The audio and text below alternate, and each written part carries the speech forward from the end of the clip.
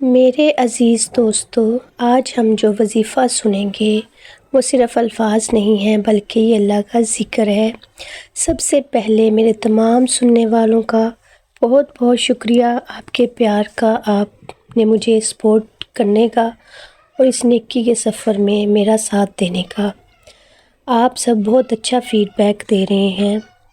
اللہ آپ کی زندگیوں میں خوشیاں اور سکون عطا کرے اور آپ سب کی دلی مراد کو پورا فرمائے، آمین ثم آمین۔ بڑھتے ہیں آج کے وظیفے کی طرف۔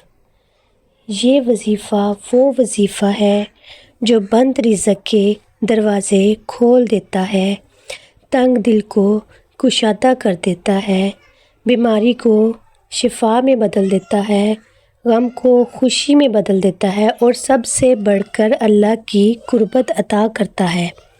اللہ رب العزت کا لاکھ لاکھ شکر ہے کہ اس نے ہمیں ایمان کی نعمت عطا فرمائی، ہمیں اپنی عبادت کی توفیق بخشی اور ہمیں ان لوگوں میں شامل کیا جو اس کے ذکر میں مشغول رہتے ہیں۔ یہ دنیا ایک امتحان ہے، ہر لمحہ آزمائشوں سے بھری ہوئی ہے۔ کبھی رزق کی کمی ہوتی ہے، کبھی دشمن پریشان کرتے ہیں، کبھی بیماریاں گھیر لیتی ہیں اور کبھی دل کی بے سکونی انسان کو ستاتی ہے۔ لیکن میرے پیارے مسلمان بہن بھائیوں، یاد رکھیں، مشکلات کا حل اللہ کے ذکر اور قرآن و سنت کے وظائف میں ہے۔ اللہ کے حکم کے بغیر ایک پتا بھی نہیں ہلتا، ایک قطرہ بارش بھی نہیں گرتا اور ایک ذرہ میں بھی حرکت نہیں ہوتی۔ وہی مشکل کشا ہے، وہی حاجت روا ہے، وہی دلوں کا سکون دینے والا ہے۔ ہر ناممکن کام ممکن ہو جاتا ہے، اسے پڑھنے والا اللہ کا لاڈلا بن جاتا ہے، اسے پڑھنے والا کبھی کسی کا محتاج نہیں رہتا۔ یہ بے حد آزمودہ، بے حد طاقتور وظیفہ ہے۔ آج تک جس نے بھی اس خاص وظیفے کو بتائے گئے طریقے سے پڑھ لیا، جو مانگا وہ پایا، بنگلہ مانگا، گاڑی مانگی، دولت شہرت، جو بھی مانگا، رب کریم نے بیٹھے بیٹھے ہر حاجت کو پورا فرمایا۔ سفر کا مہینہ اسلامی سال کا دوسرا مہینہ ہے۔ اس مہینے کو رحمتوں و برکتوں کا مہینہ کہا جاتا ہے اور یہ مہینہ رحمتوں و برکتوں کے ساتھ جاری و ساری ہے اور دیکھتے ہی دیکھتے آج ماہ سفر کی 26 تاریخ جمعرات کا دن آ چکا ہے۔ جو لوگ ابھی تک اس مہینے کو لاپرواہی میں گزار رہے ہیں، ان سے میری ہاتھ جوڑ کے گزارش ہے کہ آج ماہ سفر پہلے ان خاص قبولیت کی گھڑیوں کو لاپرواہی میں گزار چکے ہیں، وہ کبھی بھی کامیاب ہو ہی نہیں سکتا۔ اللہ والے فرماتے ہیں، مفسرین کا کہنا ہے کہ جب نیا چاند نکلتا ہے تو ہر انسان کے نصیب اور تقدیر میں واضح فرق پڑتا ہے۔ اگر آپ بھی نئے چاند کے ساتھ ایک نئی زندگی کا آغاز کرنا چاہتے ہیں، بس ایک ایسی زندگی جس میں کبھی کسی کے سامنے جھکنا نہ پڑے، نہ کبھی کسی سے مانگنا پڑے اور نہ ہی در در کی ٹھوکریں کھانی پڑے، تو ربیع الاول کا چاند ظاہر ہونے سے پہلے پہلے اس قرآنی وظیفے کو ضرور کر لیجئے اور صرف ایک بار لازمی پڑھ لیں۔ ربیع الاول سے پہلے جس گھر میں یہ وظیفہ پڑھ لیا جاتا ہے، ربیع الاول کا چاند نظر آتے ہی اللہ ہر حاجت، ہر مراد کو پورا فرما دیتے ہیں۔ جس گھر میں ربیع الاول کا چاند ظاہر ہونے سے پہلے یہ وظیفہ پڑھ لیا جاتا ہے، وہ گھر اسی سال ارب پتی بن جاتا ہے۔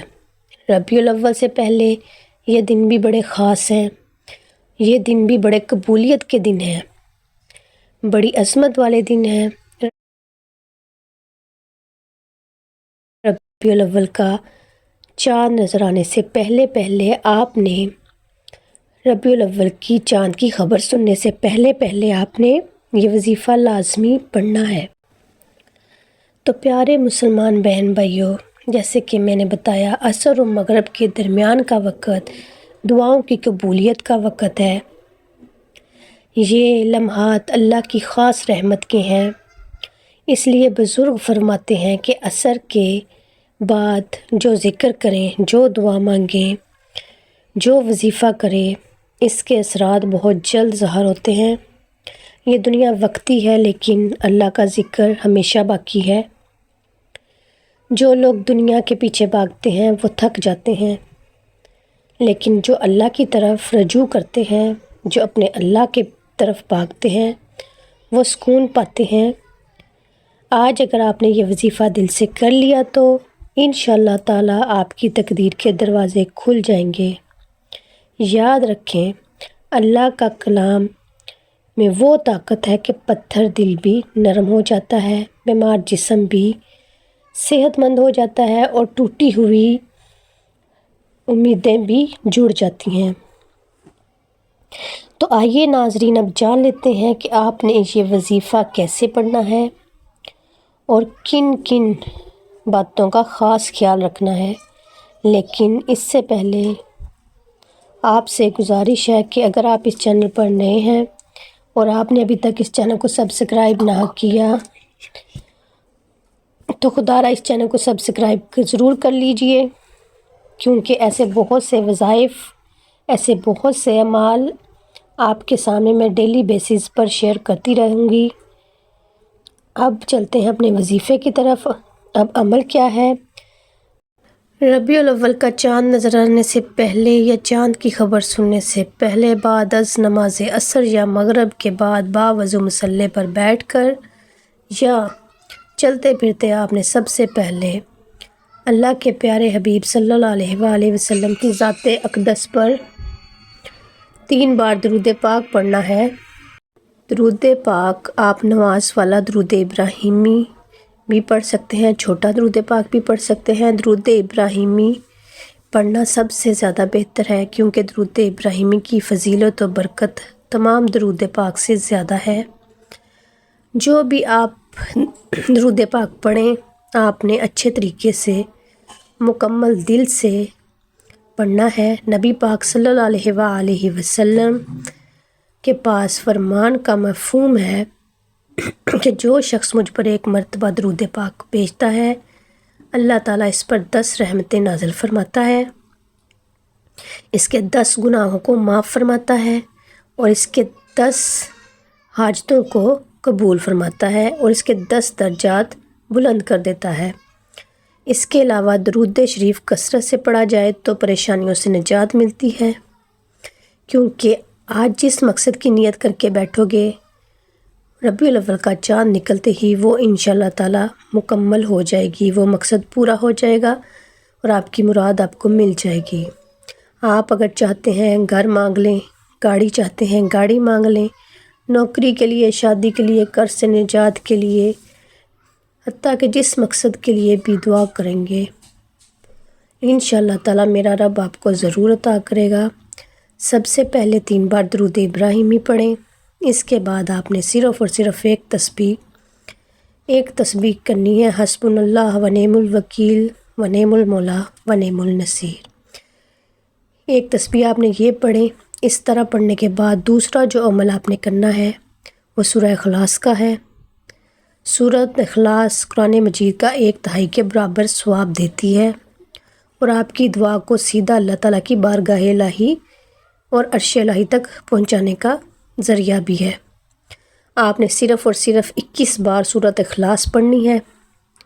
آخر میں آپ نے جتنا درود پاک شروع میں پڑھا، وظیفے کے آغاز میں پڑھا، جون سا بھی درود پاک پڑھا، وہ 3 بار ضرور پڑھنا ہے۔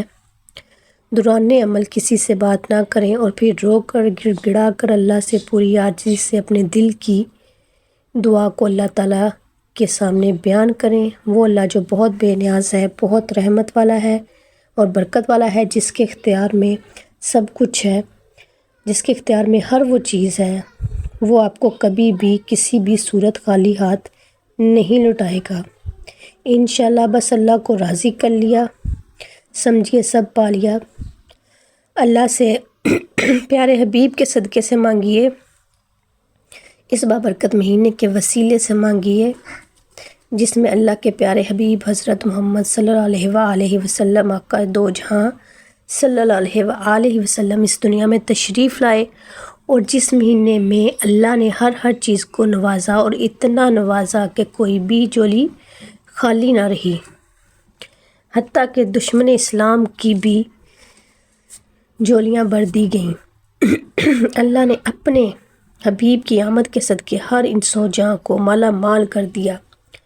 پیارے مسلمان بہن بھائیوں، پیارے سامعین، اللہ تعالیٰ نے اپنے محبوب صلی اللہ علیہ وآلہ وسلم کو رحمت العالمین بنا کر بھیجا۔ آپ صلی اللہ علیہ وآلہ وسلم کی زندگی ہمارے لیے بہترین نمونہ ہے۔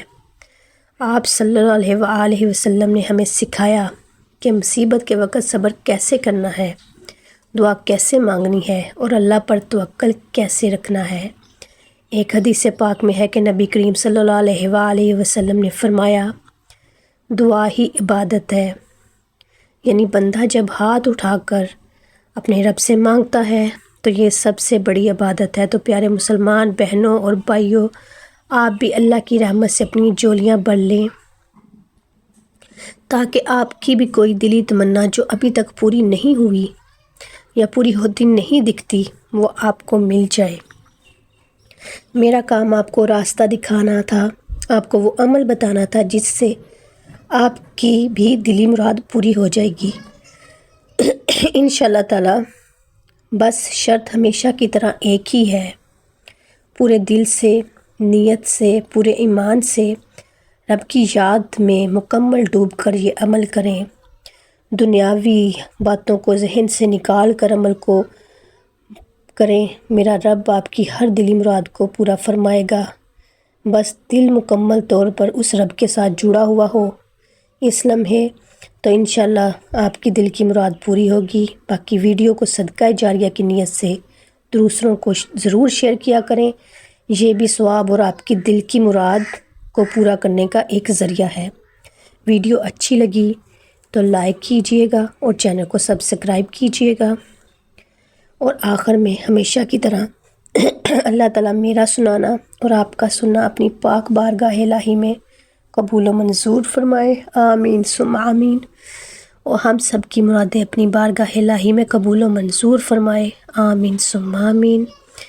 تب تک کے لیے اگر آپ کسی خاص چیز کے لیے کوئی وظیفہ یا عمل چاہتے ہیں تو کمنٹ میں ضرور آگاہ کیجیے گا۔ تب تک کے لیے اللہ حافظ، فی امان اللہ۔